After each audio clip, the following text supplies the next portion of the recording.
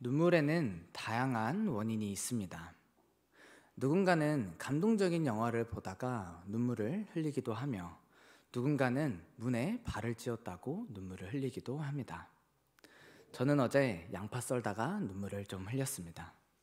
여러분은 언제 눈물을 흘리셨나요? 눈물은 참 우리의 인생 가운데 예기치 못한 순간에 찾아오곤 합니다. 방금 말씀드렸던 그런 일반적인 되게 일상적인 상황이라면 괜찮겠지만 우리가 전혀 예상하지 못했던 순간에 우리가 준비하지도 못한 순간에 찾아오기도 합니다. 바로 죽음입니다. 사람은 모두가 태어나면 그 이후에는 죽음이 있다는 것을 잘 압니다. 그래서 모두가 죽을 것이라는 것을 잘 알고 있지만 우리는 그 마음의 준비를 항상 하고 있지는 못합니다. 적어도 몇 년은 더 살 줄 알았는데, 적어도 이때까지는 더 살 줄 알았는데, 어느 순간인가 죽음은 소리 소문 없이 우리를 찾아와 나를 데려가기도 하며 나를 사랑하는 자들을 데려가기도 합니다. 그 상황 앞에 남겨진 자들은 내게 마주하고 있는 이 상황이 무슨 상황인가 당황해하다가 상실을 겪은 마음 가운데 눈물을 쏟습니다. 그것이 전혀 예상하지 못했기에 더 이상은 그 사람의 살아있는 모습을 볼 수 없기에 더 이상 우리와 함께 할 수 없기에 우리는 눈물을 흘립니다. 여러분은 언제가 마지막으로 눈물을 흘리셨던 때이십니까? 여러분의 눈물은 무엇을 향하고 여러분은 무엇을 위하여 우셨습니까? 오늘 우리가 읽은 본문은 예수님께서 눈물을 흘리신 이야기입니다. 그 장소는 슬픔과 눈물이 가득한 장례식장이었습니다. 예수님께서 그곳에서 무엇을 위하여 눈물을 흘리셨을까요? 예수님의 눈물은 무엇을 의미하는 것일까요? 오늘 이야기의 시작은 나사로가 무덤에 있은 지 나흘이 되었다고 기록하고 있습니다.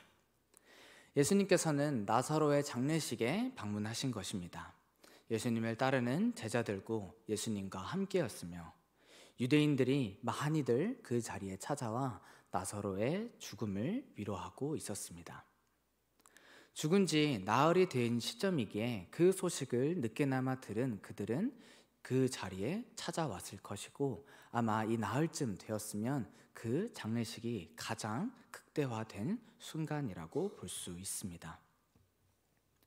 그곳은 많은 이들이 슬퍼하며 울고 있는 장례식이었습니다. 그러나 그들 가운데 누구보다도 슬퍼할 이는 바로 나사로, 자신의 사랑하는 오빠를 잃은 마르다와 마리아일 것입니다. 너무나도 사랑하는 오빠를 잃었기에, 너무나도 사랑하는 가족을 잃었기에 그 슬픔은 너무나도 컸을 것입니다. 그리고 그러한 그들에게 한 가지 소식이 들려옵니다. 바로 오늘 말씀에서와 같이 예수님이 오셨다는 소식입니다. 마르다는 예수님이 오셨다는 소식을 듣고 곧장 맞이하러 나가지만 마리아는 너무 울어서 힘이 없는지 예수님이 오셨다는 소식을 듣고도 나가지 못합니다. 그리고 예수님을 만난 마르다는 예수님 앞에 찾아와 다음과 같이 얘기합니다. 우리 본문 21절을 다시 한번 읽어보도록 하겠습니다. 마르다가 예수께 여짜오되 주께서 여기 계셨더라면 내 오라버니가 죽지 아니하였겠나이다. 아멘. 이 앞전에서도 예수님은 정말 위대하신 치료자로서 등장하십니다.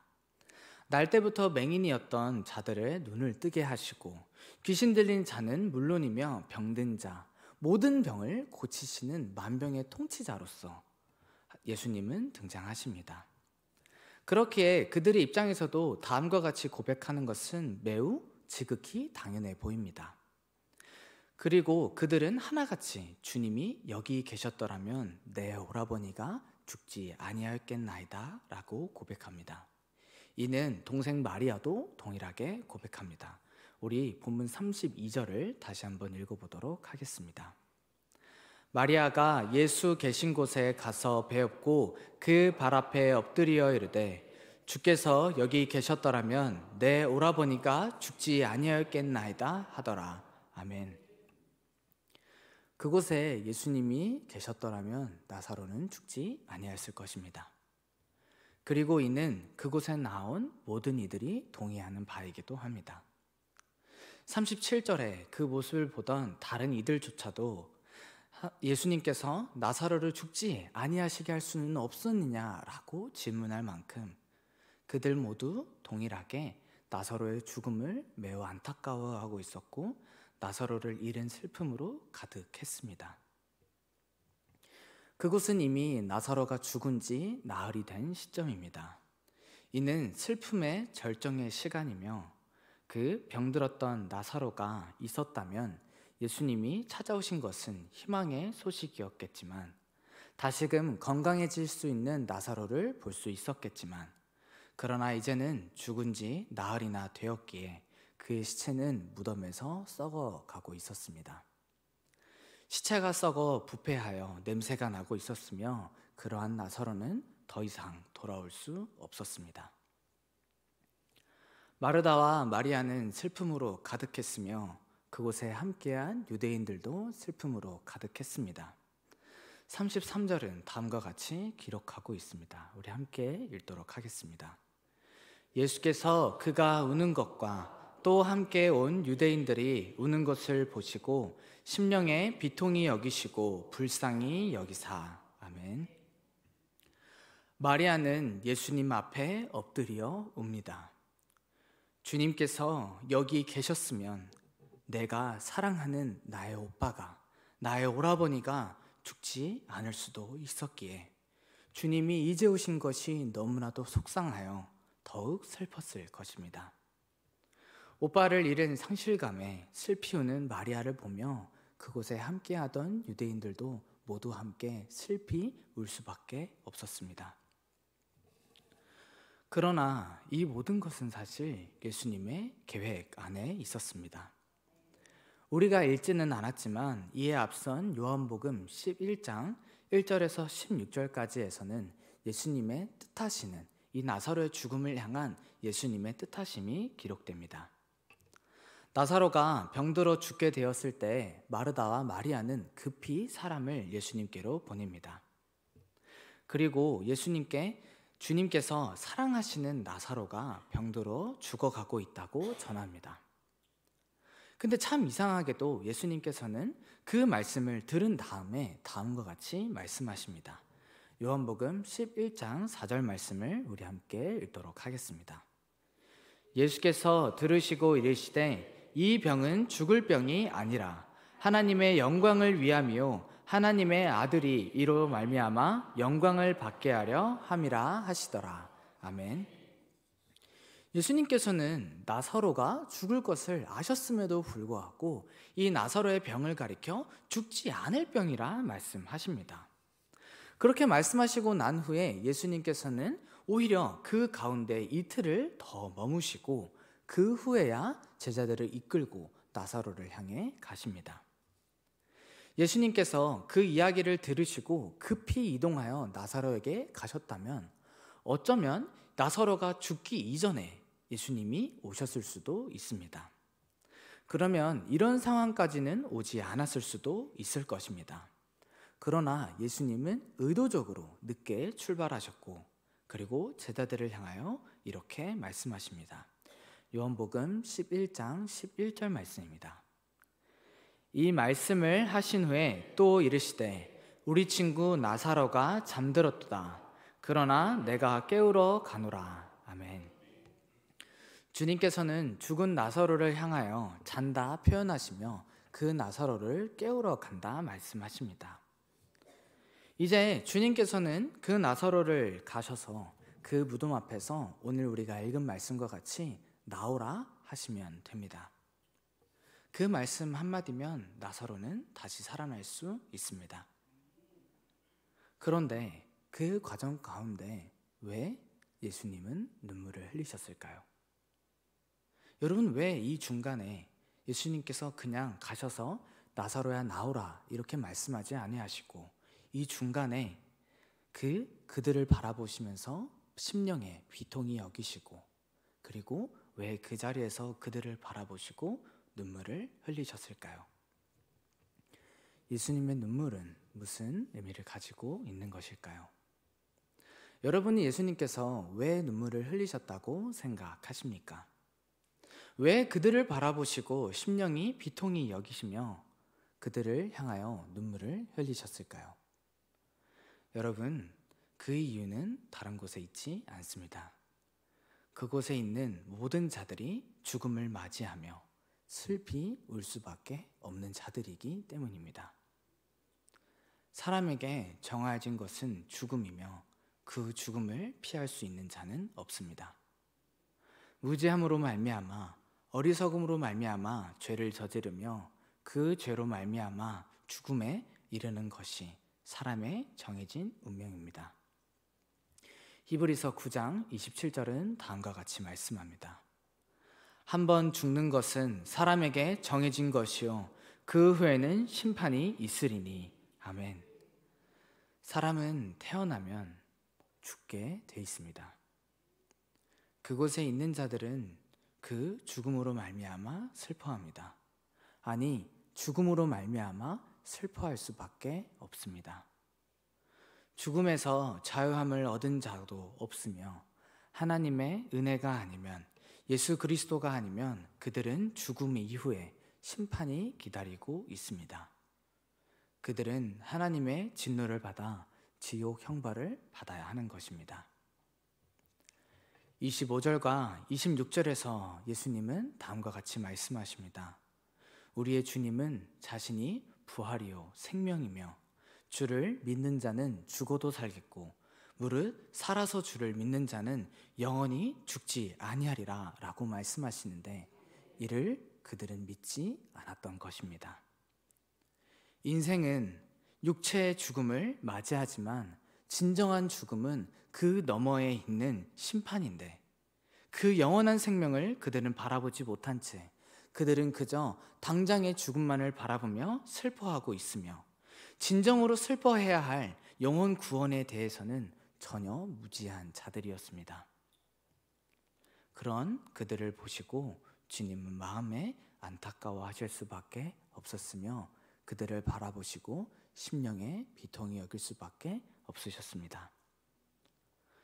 그들은 그저 이 병의 모든 치료자, 그런 치료하는 의사와 같은 개념으로 예수님을 바라보고 있습니다. 그들의 눈앞에 부활이요 생명이신 예수님께서 계시지만 그들은 그 예수님을 제대로 바라보지 못합니다. 그들의 눈앞에 계시는 분은 죽음을 이기시고 다시금 일어나신 분이시며 부활과 승리를 선포하시는 분이십니다. 그러나 그들은 그저 죽음 앞에 무기력한 주님으로서 여기고 바라보고 있는 것입니다. 그렇게 진정 참 생명이신 예수님이 그 자리에 오셨지만 그들은 슬픔으로 여전히 무기력하고 슬픔과 비탄과 절망에 빠져 그 죽음을 슬퍼할 수밖에 없는 모습을 보여주고 있는 것입니다. 여러분, 그들이 정녕 주님이 부활이시고 생명이심을 믿었다면 그들이 예수님이 찾아오셨을 때 환호성을 지르지 않았을까요? 이제 되었다. 이제 나의 나사로가 죽었지만 우리 오빠 나사로가 죽었지만 이제 주님께서 오셨으니 이 나사로는 다시 살아날 것이다 하며 기뻐하며 승리를 선포하지 않았을까요? 그러나 그들은 예수님을 그저 단지 치료하는 사람으로서 의사로서만 보았기 때문에 예수님이 오셨음에도 불구하고 예수님 왜 이제야 오셨습니까? 라고 울 수밖에 없는 것입니다. 여러분, 그러한 그들 앞에 주님이 다시 찾아오셔서 그들의 눈이 가려진 것을 안타까워 여기시고 그들을 불쌍히 여기시며 그들을 위하여 눈물을 흘리십니다. 내가 부활이고 생명인데 나를 깨닫지 못하는 이 어리석은 백성들, 죽음 앞에 무기력할 수밖에 없는 이 백성들에게 구원을 주시고자 오신 예수님이시기에 예수님을 진정으로 바라보지 못하는 그들을 향하여 예수님은 눈물을 흘리신 것입니다. 예수님은 그들을 불쌍히 여기시고 그들 앞에 나아가십니다. 그리고 모든 사람들이 나사로의 무덤 앞에 모여 예수님을 바라보고 있을 때 그들은 절망 가운데 슬피 울고 있을 그때에 예수님은 마르다에게 말씀하십니다. 이 무덤을 막고 있는 돌을 옮기라. 그리고는 하나님께 기도하십니다. 그곳에 나온 그들을 불쌍히 여기시고 그들에게 참된 부활이요 생명이신 그 생명의 주인 되신 예수님이심을 드러내고자 그들 가운데에서 기도하십니다. 그리고 그들 앞에서 주님께서 사망을 이길 권세가 있으심을, 그들에게 참된 구원과 생명을 주실 수 있는 분이심을 선포하십니다. 죽음이라는 절망 앞에 그들에게 승리를 하시고자, 영광을 얻으시고자 무덤 앞에서 선포하십니다. 나사로야, 나오라. 그 어느 누구도 예상하지 못했던 순간에 나사로는 죽음을 맞이했습니다. 많은 이들은 이로 말미암아 슬퍼할 수밖에 없었습니다.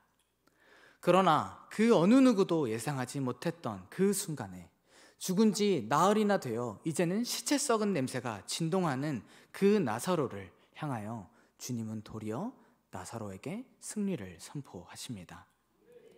주님은 찾아오셔서 그 나사로를 다시금 일으켜 세우십니다. 나사로야, 나오라. 그 한마디로 말미암아 나사로는 죽음 가운데에서 일어났으며 그 자리에 있었던 이들은 진정 부활이요 생명이신 예수님을 믿게 되었습니다. 죽음 앞에 절망할 수밖에 없었던 그들은 예수님으로 말미암아 산 소망을 얻게 된 것입니다. 여러분, 우리에게도 죽음은 반드시 찾아옵니다. 그 어느 누구도 죽음을 피할 수 없으며 우리의 사랑하는 이들이 떠나지 않기를 바라지만 그 사람에게도 결국 어느 순간 우리가 예상하지 못했던 그 순간에 죽음은 찾아올 수 있습니다. 여러분은 그 죽음 앞에 어떠한 모습으로 서실 것인가요? 예수님이 없다면, 예수님의 구원이 없다면 우리 또한 이 백성들과 같이 그저 슬피 우는 것만 할 수 있는 그것이 우리의 모습입니다.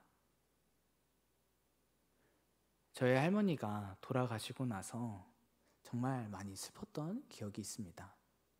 치매를 걸리셔서 아무것도 모르시는 우리 할머니셨지만 그 할머니가 정말 아무것도 찬양도 부르지도 못하고 말씀도 읽지 못하시는 할머니셨지만 그런 그 할머니는 우리가 가정 예배를 드릴 때면 항상 그 앞에 나와 박수치며 찬양을 하시던 기억이 있습니다. 그런 그 치매가 있던 할머니였지만 그 할머니는 너무나도 건강하셨습니다. 80살이 넘어가셨는데도 불구하고 항상 우리와 함께 맛있는 것을 먹고 즐겁게 가정 예배를 드리고 그렇게 하루하루 잘 살아갔습니다. 아는 넘길 거라, 이 정도면 100세도 살 거라고 거뜬할 거라고 생각했습니다. 그러나 팔이 부러지시고 그 잠깐만 하루만 요양병원에 가서 팔뼈가 붙을 때까지만 거기 계십시다 하고 들어가셨는데 그 다음날 할머니는 돌아가셨습니다. 참 예상하지 못했던 순간이었기에, 너무나도 예기치 못한 순간에 죽음이 찾아왔기에 너무나도 당황스럽고 괴로운 뿐이었습니다. 그러나 그 가운데 슬퍼하다, 그 가운데 하나님께서 박수치며 찬양하던 할머니의 모습을 다시 깨닫게 하셨습니다. 그리고 그렇게 참 감사했습니다. 주님, 우리 할머니가 돌아가시기 전에 주님을 찬양하고 예배할 수 있어서 너무 감사합니다. 주님, 이 은혜를 치매가 걸렸지만 그래서 주님이 누구이신지도 제대로 알지 못하고 이 찬양 한 소절도 제대로 부르지 못해 그냥 박수만 치는 우리 할머니지만 주께서 구원의 은혜를 베풀어 주심을 믿기에 주여 나는 오늘도 감사하나이다 하고 하나님께 감사의 고백을 올려드렸습니다. 여러분, 주님으로 말미암은 소망이 없다면 우리는 그저 죽음 앞에 슬피 울 수밖에 없는 자들입니다. 나의 사랑하는 가족들을 앗아가는 그 아픔 가운데에서 절망하며 울 수밖에 없는 것이 우리의 인생입니다. 여러분, 우리의 눈물은 무엇을 향하고 있습니까? 우리가 진정 눈물을 흘려야 하는 것은 무엇입니까? 우리의 가족들, 아직도 믿지 못한 채 그저 방황하고 헤매는 그 가족들을 향한 눈물이 있어야 합니다. 여러분, 우리 가운데에도 아직 주님의 구원을 받지 못한, 아직도 방황하며 헤매는 가족들을 둔 성도들이 너무나도 많습니다.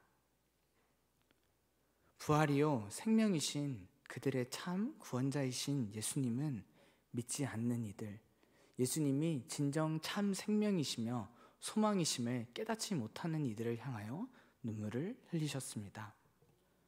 주를 믿지 않으면 하나님의 심판을 받을 수밖에 없기에 죽음 앞에선 아무런 소망도 없이 그저 울 수밖에 없는 것이 그들의 인생이기에 그들을 불쌍히 여기시고 눈물을 흘리셨습니다. 여러분, 우리 성도님들 가운데에도 아직 교회에 나오지 않는 자신의 부모와 자녀와 배우자를 두고 기도하는 분들이 아직 너무나도 많습니다. 주를 믿지 않고 살아가는 자신의 사랑하는 자들로 인하여 오늘도 눈물로 기도하는 이들이 우리 가운데 너무나도 많습니다. 그들은 그 자신의 배우자를 두고 자신의 자녀를 두고 자신의 부모를 두고 오늘도 눈물로 기도합니다. 그들을 주님께서 인도하여 주시기를, 그들이 주로 말미암아 새 생명을 누리고 함께 나와 주님 앞에서 예배하기를 주님 앞에 간절히 기도합니다. 우리에게는 또한 많은 아이들이 있습니다. 아직 주님의 사랑을 온전히 깨닫지 못한 아이들이 참으로 많습니다. 주님을 참으로 진정으로 예배하지 못한 채 주님 앞에 나아오는 자들도 있지만, 그들을 위하여 눈물로 기도하는 부모들을 둔 자녀들도 있지만, 그러한 부모님의 기도가 없는 우리 자녀들도 너무나도 많습니다. 여러분, 그들을 위하여서는 누가 눈물로 기도해 줍니까?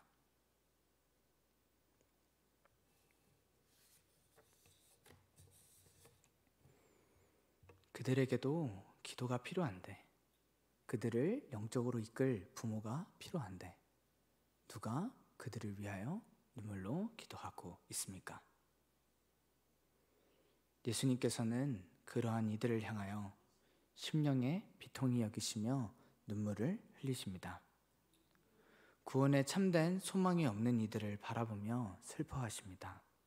그리고 그 주님은 주를 믿는 자들에게 참된 구원의 소망을 주시고자 십자가에 달려 죽으시고 3일 만에 다시 부활하사 진정한 승리를 선포하여 주셨습니다.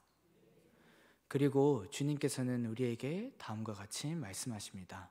로마서 12장 15절 말씀입니다. 즐거워하는 자들과 함께 즐거워하고 우는 자들과 함께 울라. 아멘. 여러분, 우리는 정녕 그들과 함께 살아가고 있습니까?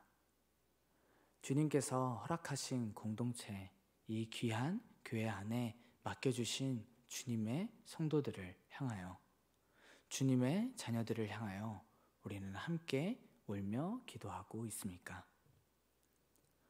주님께서 심령에 비통히 여기시고 눈물을 흘리신 것과 같이 우리 또한 심령에 비통함이 있길 소망합니다.